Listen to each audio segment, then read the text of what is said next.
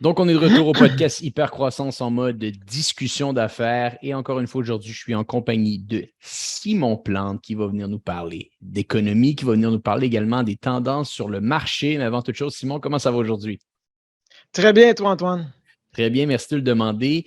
Simon, on a parlé récemment sur le podcast du Nasdaq, du S&P 500, qui finalement avait une très belle remontée en 2023 comparativement à ce qu'on a été capable de voir en 2022. Mais un point important à mentionner, c'est que la montée, ou plutôt le rally qu'on appelle en anglais, le rally qu'on ne veut pas rater, provient de 7 organisations, 7 indices boursiers qui ont vraiment performé cette année. Je les nomme Apple, Microsoft, Meta, Amazon, Google, Nvidia et également Tesla. Le premier point qui serait intéressant peut-être à discuter avec toi aujourd'hui, qu'est-ce qui explique que ces organisations-là, comparativement aux autres du Nasdaq, du S&P 500, ont été capables d'autant performer? Qu'est-ce qui les distingue du reste de la compétition? Bien, je ne m'attarderai pas nécessairement à la nature de leur entreprise, mais plus au niveau de l'appétit des investisseurs. Donc, ce qui s'est passé, c'est si on recule, en fait, depuis 10 ans, puis on les appelle maintenant les Magnifiques 7, puis ils ont eu plein de noms à travers ça. Avant, c'était les FANG en anglais, puis ils ont été métamorphosés, mais force est d'admettre que les grandes sociétés de technologie ont été les coqueluches depuis 10 ans, parce que non seulement il y avait une croissance du chiffre d'affaires de ces entreprises-là, la rentabilité était phénoménale. Donc, trimestre après trimestre, on a observé depuis 2013 vraiment une belle progression de ces entreprises-là. Cependant, en 2022, ça avait été l'exception. Ces grandes compagnies de technologie-là avaient été sur le banc de punition parce que le Nasdaq avait chuté d'environ 35 principalement à cause de la chute de ces compagnies-là. Donc, pourquoi je parle de l'appétit des investisseurs? C'est que l'année dernière a été une année où on a une forte baisse dans ces titres, puis en fait, dans le marché en général, autant dans divers titres boursiers que dans le revenu fixe. Et lorsque les investisseurs ont été prêts à réintégrer le marché, bien, mon hypothèse, c'est que ce genre d'entreprise-là était leur première sélection. Pourquoi?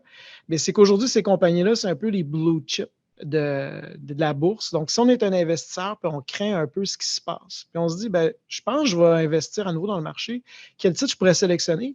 Puis on regarde un Amazon qui se négociait en décembre l'année dernière, pas loin de son évaluation de 2018, un Microsoft qui a un modèle d'affaires vraiment intéressant pour l'avenir, qui se négocie à peu près à son évaluation en 2019. Mais je pense qu'en tant qu'investisseur, beaucoup d'investisseurs ont le réflexe de dire, ben, je vais commencer à intégrer ce genre d'entreprise-là. Et quand je parle de décembre aussi de 2022, c'est là qu'on a entendu parler pour la première fois, je pense, du LLM, des Language Learning Model avec ChatGPT. Et là, ça a donné une lueur d'espoir sur un nouveau marché potentiel qui est significatif.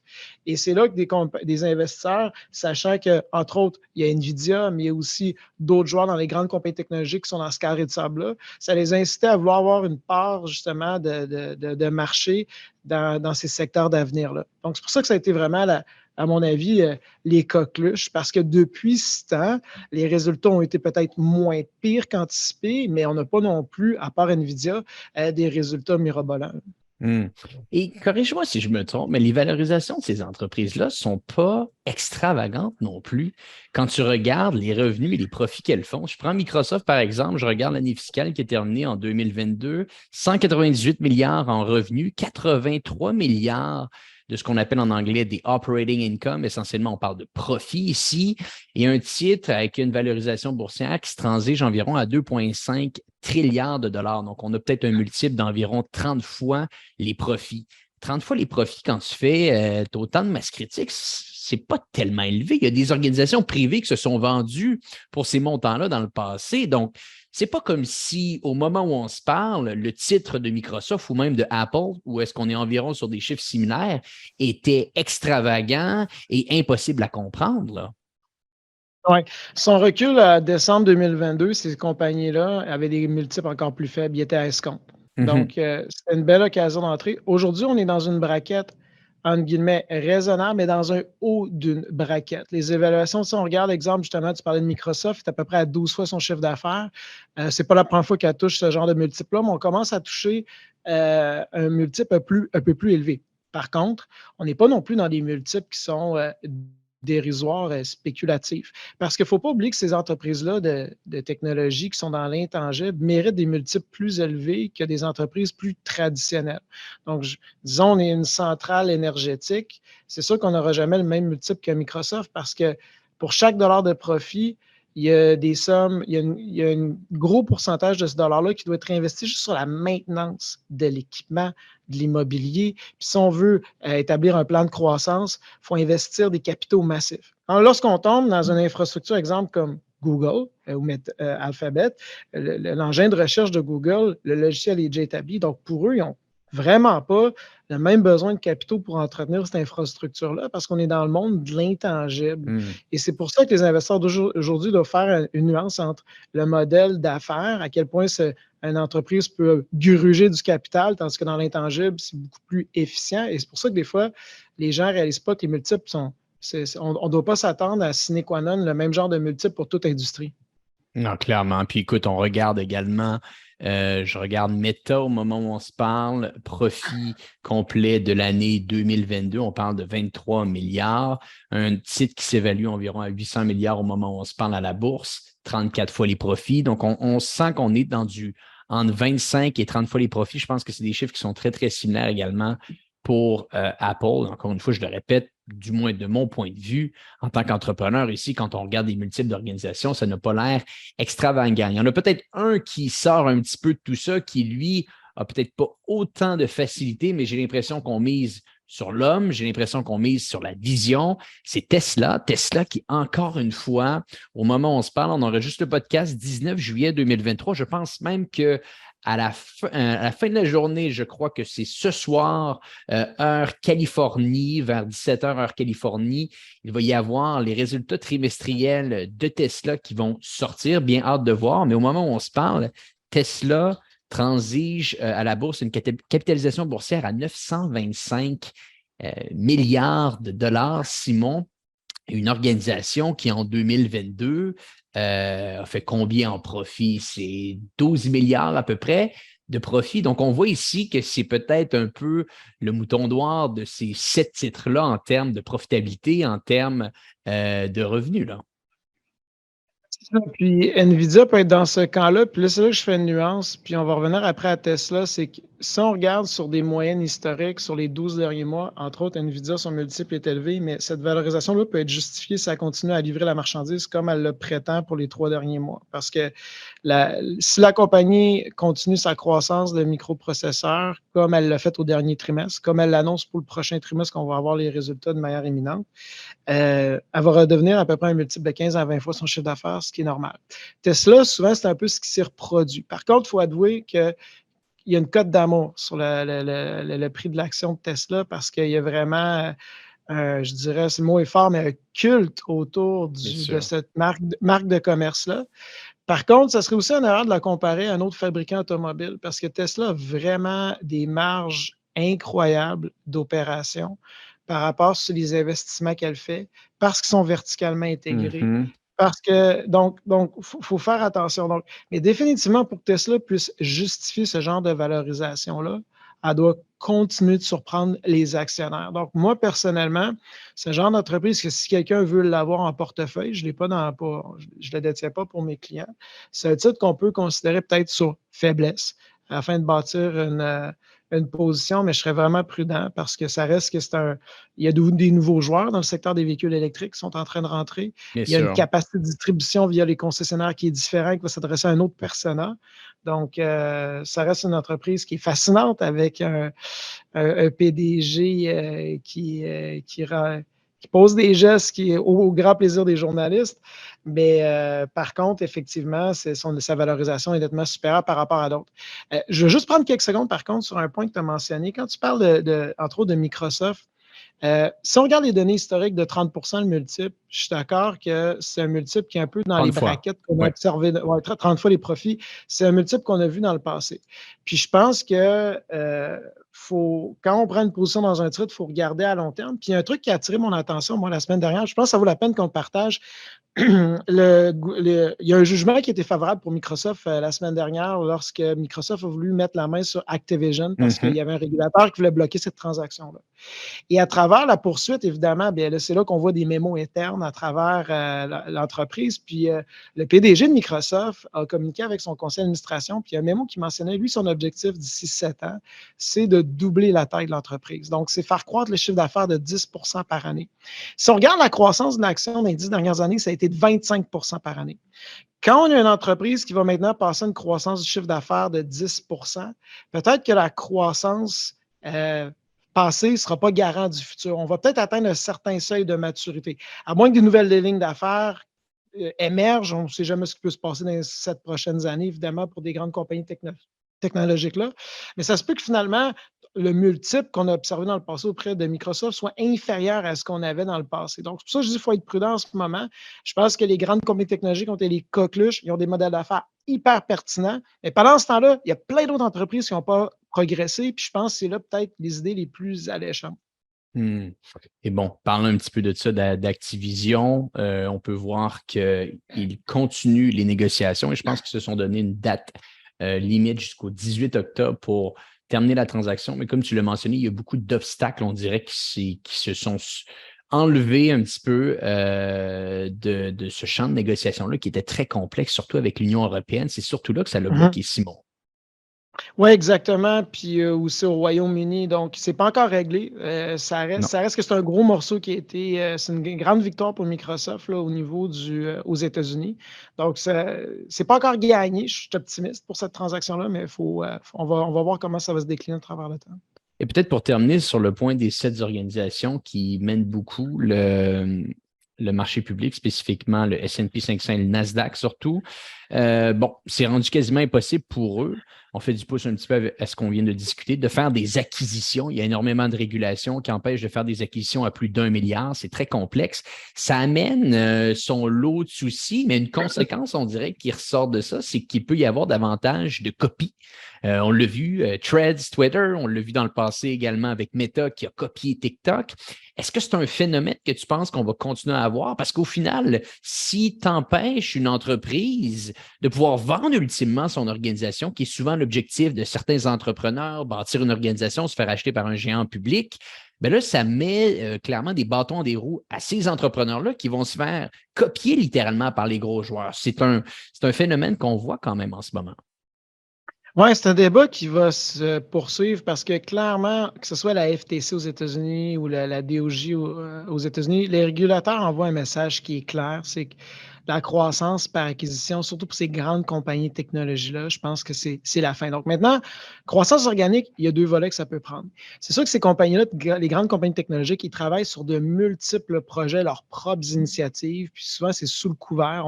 Ça peut émerger par surprise. Je fais référence à ChatGPT. Ça a été une de ces belles surprises-là. Donc, dans les prochaines années, je ne serais pas surpris de voir des nouvelles initiatives émerger. Maintenant, pour une compagnie comme Meta, qui veut s'accaparer une nouvelle part de marché, puis pendant ce temps-là, il y a un concurrent qui a l'océan bleu devant lui, devant elle, comme exemple, si on recule aujourd'hui, Instagram aurait aujourd'hui, c'est certain que ces compagnies-là vont développer vraiment en recherche et développement pour faire des lancements de produits pour s'attaquer à ça. Puis Thread, on le voit, le produit n'était pas nécessairement à pleine maturité, mais c'était le temps de lancer immédiatement le produit. Puis ils vont, en temps réel, améliorer l'expérience du consommateur. Puis ça va être un modèle d'affaires, je pense, qui va être adopté davantage par les grandes compagnies technologiques parce que les acquisitions vont en avoir de moins en moins, puis il y a tellement de défis. Je pense que ça c'est clair que c'est là pour rester. C'est assez impressionnant parce que ça crée d'autres enjeux qu'on n'avait peut-être pas nécessairement vus. Bon, deuxième point que j'aimerais parler avec toi, le fameux concept de dédollarisation. Donc, on le sait, la Réserve mondiale est faite du dollar américain. Et là, il y a des rumeurs, il y a des gens qui parlent comme quoi que dans le futur, le dollar américain ne serait plus la Réserve mondiale. Mais au moment où on se parle, ça représente quand même 59 des réserves mondiales, le numéro 1 par beaucoup. D'où proviennent ces rumeurs-là? Sont-elles véridiques? Est-ce qu'ultimement, il va vraiment y avoir une monnaie distincte qui va être la monnaie de réserve mondiale? Je serais curieux de t'entendre et également d'expliquer à notre audience ce fameux concept de dédollarisation. Bien, le fait que le dollar américain soit si présent, c'est un monopole, donne un pouvoir significatif au gouvernement américain. Puis pourquoi on en parle davantage dans les dernières années? Je te dirais qu'il y aurait deux phénomènes. Le premier qui va toucher peut-être ton auditoire, qui touche les technologies, c'est l'arrivée des crypto-monnaies, puis on veut démocratiser, décentraliser le pouvoir, puis on pourra en parler davantage. Mais dans la dernière année, ce qui a refait, je pense, attiser ces conversations-là de joueurs dans le monde politique, c'est le conflit en Russie. Donc, lorsque le conflit en Russie, puis entre l'Ukraine et la Russie a émergé, bien, on a eu un rappel que le dollar américain peut être une arme pour le gouvernement américain pour justement influencer les choses en sa faveur. Et là, on voit des nations émergentes comme l'Inde, on voit des pays comme au Moyen-Orient, que ce soit Bien entre autres à sûr. l'Arabie saoudite, qui veulent maintenir une souveraineté davantage que ce qu'on a observé dans le temps. Puis évidemment, ça peut créer des frictions au niveau des partenaires politiques, de voir que le dollar américain est si puissant. Tu as mentionné, actuellement, c'est 59% des dollars qui sont dans les réserves des banques centrales, c'est des dollars américains. Si on recule à 2016, ben, c'est à peu près 63%. Donc, il y a une tendance, mais elle est relativement légère. Puis encore aujourd'hui, plus de 50% des transactions outre-mer de la monnaie d'échange, c'est le dollar américain. Puis ça, c'est pas juste les Américains, parce que l'Amérique, c'est peut-être à peu près 25% du PIB mondial. Ce qui fait que le dollar, il est vraiment ancré. Et là, si on se dit, si c'est un dollar appartenant à un gouvernement qui pourrait rivaliser, lequel? Le yuan, qui est à peu près 3% des réserves, et aurait du chemin à faire. Il Puis, il ne tire faut de la pas patte en ce moment, là. oui, il y a ça, c'est que l'économie chinoise, premièrement, est pas aussi dominante. Après, je vais vous parler de l'euro, mais si je reviens à la Chine, c'est qu'il faut rappeler qu'eux autres, ils ont un contrôle du capital. Donc, si je suis une entreprise étrangère qui va acheter du yuan pour investir à l'extérieur de la Chine, je vais vraiment hésiter parce que il y a un dirigisme en Chine, il y a un pouvoir qui est centralisé, puis on peut être vulnérable à des décisions d'un politburo qui fait que peut-être qu'on va l'hésiter. Donc, pour moi, à mon avis, je ne dis pas que le dollar américain va dominer ad vitam aeternam, mais la Chine a vraiment du chemin à faire. Du côté de l'Union européenne, c'est peut-être à peu près 20% des devises qui sont en euros. C'est relativement stable. Et là encore, j'ai un fort doute parce que depuis environ 13 ans, là, ça remonte depuis 2010, le PIB des pays membres de l'Union européenne sont restés relativement similaires. Il n'y a pas vraiment une croissance. Pendant ce temps-là, les États-Unis ont vraiment une croissance qui est phénoménale. Donc, moi, à mon avis, je pense qu'on en parle, c'est sur les lèvres de bien des gens, à cause des phénomènes comme on a mentionné avec, entre autres, là, quand il y a des tensions géopolitiques. Mais je ne pense pas que c'est de quoi qui va changer pour le moment, hein, parce que le monde, des fois, ne réalise pas à quel point le Ben dollar oui. américain est vraiment ancré dans la plomberie du système monétaire mondial. Donc, on s'entend, si ça l'avait à arriver, c'est loin d'être pour maintenant parce que les chiffres le prouvent. C'est 59%, comme je l'ai mentionné, et c'est de loin et de très, très loin le numéro un. Donc, ce n'est pas quelque chose pour tout de suite. Et peut-être pour terminer sur ce sujet-là, si ça l'avait à arriver et que demain matin, la réserve mondiale était faite de yuan, comme tu l'as mentionné, qu'est-ce que nous, Canadiens, Nord-Américains, citoyens du monde, qu'est-ce que ça l'impacterait sur nous? Tu me poses des bonnes questions, Antoine. Écoute, c'est difficile de schématiser ça dans mon esprit, mais clairement, c'est que si une devise comme le yuan serait présent, c'est que la transition se ferait graduellement au fur et à mesure qu'il y aura un leadership économique et financier de la part de la Chine. Donc, on aurait une capacité, je pense, de s'adapter puis de voir ça venir. Mais pour le moment, moi, il faudrait vraiment un changement drastique avec un facteur peu probable pour que ça se matérialise. Donc, pour le moment, j'ai de la misère à imaginer ce genre de scénario-là, mais c'est sûr que ça changerait le pouvoir que le Canada a par rapport à, exemple, un partenaire comme la Chine, qui est notre relation nettement différente qu'avec Hmm. les Américains. Donc, ça serait un désavantage, a priori, à mes yeux. Mais on n'est pas là. Et là, on va ramener la discussion un petit peu plus proche de chez nous. Dernier sujet que j'aimerais discuter avec toi aujourd'hui, Simon. Très bon article qui est sorti dans la presse, encore une fois ce matin, 19 juillet 2023. Pire mois de juin en construction, rénovation dans les 25 dernières années. Donc, clairement, il y a un recul qui est en train de se dérouler. 44 de recul par rapport aux chiffres d'il y a 12 mois. On parle ici littéralement des nouvelles habitations. Donc, pour vous donner un petit peu de contexte, c'est 2897 habitations qui ont été construites le mois dernier. Encore une fois, je le répète, c'est 44 moins que juin 2022.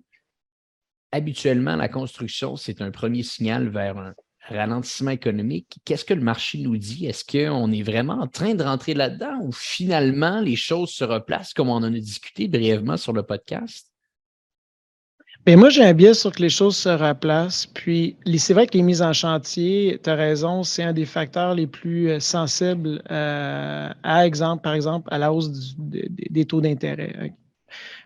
Ce qui se passe, c'est qu'à Montréal, parce que la baisse qu'on a eue, c'est Oui, principalement en métropole de Montréal, puis ça touche en particulier le multilogement. Les mises en chantier de multilogement sont vraiment basses à Montréal pour ces données-là de mensuelles, ce qui fait que ça a un impact.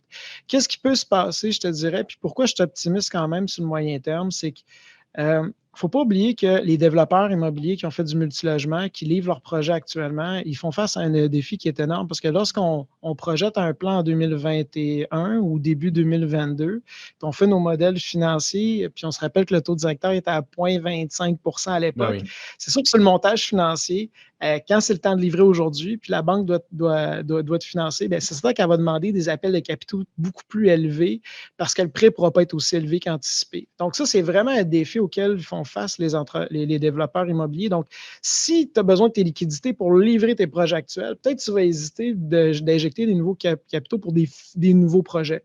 Surtout qu'en ce moment, on peut être sur la touche parce que beaucoup de développeurs sont encore inquiets de la direction des taux d'intérêt. On peut en parler un peu parce qu'on a eu les chiffres de l'inflation qui ont été publiés au Canada cette semaine. Mhm. Mais donc, ça, c'est le premier point. L'autre point, c'est que c'est vraiment pas évident pour les développeurs immobiliers parce qu'eux autres, ils ont subi une inflation, autant au niveau des matériaux puis que des ressources humaines, qui c'est assez significatif. Donc, ces projets-là sont significatifs. Et lorsqu'on travaille avec une municipalité, la municipalité aussi, elle a son agenda. Puis de plus en plus, dans les grands projets de multilogement, on veut à cause d'une crise du logement, on veut du logement abordable. Mais du logement abordable, quand ton coût de construction est aussi élevé, c'est pas nécessairement élevé. L'autre point qu'on peut observer au niveau du développement immobilier, c'est que de l'autre côté, les municipalités, ça devient de plus en plus lourd pour un développeur parce qu'il y a des coûts de plus en plus élevés, entre autres, d'études qui doivent être établies. Il y a aussi des coûts qui doivent être partagés au niveau des infrastructures. Donc, le sentiment qu'on peut avoir actuellement, c'est qu'on a peut-être un repli qui est basé juste sur un mois ponctuel, 2, 3 mois, mais la trame de fond, moi, je suis optimiste parce que euh, les gens, des fois, on ne réalise pas à quel point l'immigration est significative. On a passé le cap du 40 millions d'habitants au Canada. C'est sûr que dans l'immigration, et c'est juste à peu près au-dessus d'environ 1,5 million d'immigrants cette année, c'est plus que 2 fois la province de Terre-Neuve qui s'est ajoutée en une seule année. On est en avance sur ces projections-là. Puis la cadence va se poursuivre. C'est vrai que ça ne sera pas tout concentré au Québec. Effectivement, c'est l'Alberta, entre autres, qui est le chef de file pour accueillir ces immigrants-là. Mais cette tendance-là est sur le long terme. Puis selon certaines données, qui sont quand même optimistes, mais ça reste qu'en ce moment, on est en avance même sur ces propres données-là. Environ en 2065, le Canada devra avoir une population plus élevée que celle de l'Allemagne ou de la Mhm. France ou de la Corée du Sud. Donc, si on est un investisseur immobilier et on pense à très long terme, cette immigration-là va avoir un impact. Donc, on a besoin de logements, on a besoin de développement immobilier. Donc, je pense que cette thématique va rester, mais c'est certain qu'à court terme, devant l'incertitude et les défis que les développeurs dans le multilogement ont, et dans le résidentiel aussi, là, dans l'unifamilial, c'est normal de voir quand même une volatilité au niveau des résultats mensuels. Et également, peut-être tu le mentionnais, c'est difficile pour les gens présentement, pour le consommateur, de payer son loyer, de payer son hypothèque. Mesure globale de RBC. Je vous mettrai un lien dans les notes de l'épisode pour que vous compreniez un petit peu qu'est-ce que la mesure globale de RBC. C'est un point intéressant que j'ai découvert juste avant le podcast en faisant mes recherches, a atteint 51,9 %. Essentiellement, ce que ça veut dire, c'est que les nouveaux acheteurs doivent consacrer l'équivalent d'environ plus de 50 au moment où on se parle, donc 51,9 du revenu médian des ménages pour payer les coûts de leur propriété. C'est énorme, c'est dans les plus hauts taux, Simon, que je regardais dans plus de 31 ans au Canada. C'est énorme, là. Oui, oui, puis c'est démesuré. Dans une gestion saine, en général, on va consacrer 40 de son revenu pour des dépenses de base. Donc là, on est complètement hors norme. Donc, les gens qui peuvent se permettre une résidence, en général, qui vont se qualifier raisonnablement, bien, c'est des gens qui gagnent des revenus nettement au-dessus de la médiane. Donc, quand on parle à monsieur, madame, tout le monde, en ce moment, le marché, les jeunes acheteurs sont, excusez l'anglicisme, pricés complètement en dehors du marché. Donc, qu'est-ce qui va faire baisser le prix des résidences? Bien, en théorie, la hausse de taux devrait le faire, mais il y a tellement de demandes que les prix se maintiennent, surtout que l'inventaire, il n'y a pas tant de Bien transactions, donc sûr. il n'y a pas vraiment de référent. Mais c'est sûr qu'une mise en chantier, plus d'inventaire, ça va calmer le jeu parce que l'offre augmenterait. C'est la solution, mais ça va se décliner, ça va prendre quand même du temps avant de se voir ça se matérialiser. Hmm. Toujours intéressant. Des points que tu aimerais rajouter à notre audience qui se sont déroulés dans l'économie que tu aimerais parler avant que je te laisse filer, Simon? Oui, bien, moi, je voulais mentionner un petit point, c'est on a eu les résultats au niveau de l'inflation. Donc, l'inflation a été publiée au Canada est maintenant de 2,8. Il faut se Mhm. rappeler que la cible des banques centrales, la Banque centrale du Canada, c'est d'environ entre 1 et 3. Et ce qui a attiré le plus mon attention, c'est que si on exclut, puis on devrait l'exclure des facteurs volatiles comme le prix de l'essence, l'alimentation, euh, ce taux-là est inférieur. Mais en particulier, ce qui a le plus d'impact là, dans le panier de calcul qu'il n'y a pas aux États-Unis, mais qu'on a au Canada, nous, on inclut le coût d'une hypothèque. Et si je l'exclus, ce coût d'hypothèque-là, parce que c'est causé par les hausses de la Banque centrale elle-même, l'inflation depuis 3 mois est environ de 1,6. Donc, tranquillement, je pense qu'on tombe dans une situation où la médecine de la Banque du Canada fonctionne, puis on vient dans des taux. Fait que je ne serais pas surpris de voir la Banque du Canada mettre sur pause sa hausse du taux directeur. Par contre, je ne compterais pas sur une réduction massive parce que le consommateur, il est tellement résilient que si on avait une baisse, je pense que ça pourrait accélérer à nouveau Bien l'inflation. sûr. Donc, ce n'est pas évident pour le gouverneur de la Banque du Canada, mais la Banque centrale du Canada, mais pour le moment, c'est vraiment une bonne nouvelle de dire que finalement, on revient dans des hausses. Donc, cet impact-là de hausse de taux d'intérêt, les hausses qui inquiètent les gens, mais je pense qu'on commence à approcher vers une finalité, vers une pause et ultimement, un léger recul, à mon avis. Un recul et habituellement, ça peut, comme tu l'as dit, remettre de l'énergie, de l'appétit pour monsieur et madame tout le monde, peut-être même pour l'investisseur. Donc, j'ai très hâte de voir un petit peu comment que le marché va se dérouler à ce moment-là. Simon, merci beaucoup d'avoir été avec nous aujourd'hui. On va se tenir au courant dans les prochaines semaines parce que, comme on l'a mentionné dans un des derniers entretiens qu'on a fait ensemble, il va y avoir dans les prochains jours le résultat trimestriel des différentes entreprises. Très hâte de voir comment ça s'est déroulé. Merci beaucoup. Et pour les gens qui nous écoutent, on se dit à bientôt pour un prochain épisode de Hypercroissance.